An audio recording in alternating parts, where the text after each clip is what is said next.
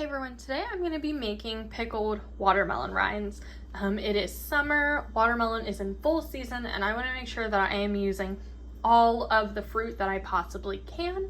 I found this recipe from Alton Brown a couple years ago, really enjoyed it, like to share it here, and I'm sure other people in other cultures have similar recipes as well. If you have them, drop them below. I'd love to try them. So the first thing we're going to do is we're going to clean up the pieces so that there's no watermelon left. And I'm also going to take a vegetable peeler and get rid of the green hard rind. So just this white membrane is left. So let me do that and I'll be right back. So just as an example, this is a piece that I had peeled with a vegetable peeler. The dark green is gone. I have very little of that watermelon and I'm just gonna cut it up into bite-sized pieces. If you work better with like a paring knife or something like that, go for it. I found that when I use something like that, I take off too much of this part, which is, what we're pickling. So I found for me personally, a vegetable peeler is the best route. So I'm gonna cut up the rest of all that and I'll be right back when it's done. So now we're going to make our brine, and this is where we are going to deviate from Alton Brown's recipe a little bit.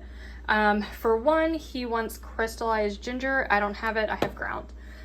He likes whole allspice berries. I have ground allspice. And he also does a 1-to-1 ratio of vinegar to water, but he uses apple cider vinegar. I'm going to use regular vinegar, and as a result, I'm going to use brown sugar instead of regular sugar. So that I bring additional sweetness to make up for the fact that I am using white vinegar. So 1 cup of vinegar, 1 cup of water, teaspoon each of these spices, and then 1 cup of brown sugar into a pot. We're gonna bring it up to a boil. So let me put all that in there and I'll be right back. Okay, now that our liquid is constantly boiling, I'm gonna come back after a minute and then add my pieces into here. Okay, so I have very carefully added my pieces, and now I am going to wait until this mixture comes back up to a boil like we saw before, and that's when I know I can turn off the heat and it'll be done. So I'm gonna just kind of stir this, make sure everything is covered in liquid, and then be back when it starts boiling. Okay, now that we are at a full boil, I'm gonna turn the heat off.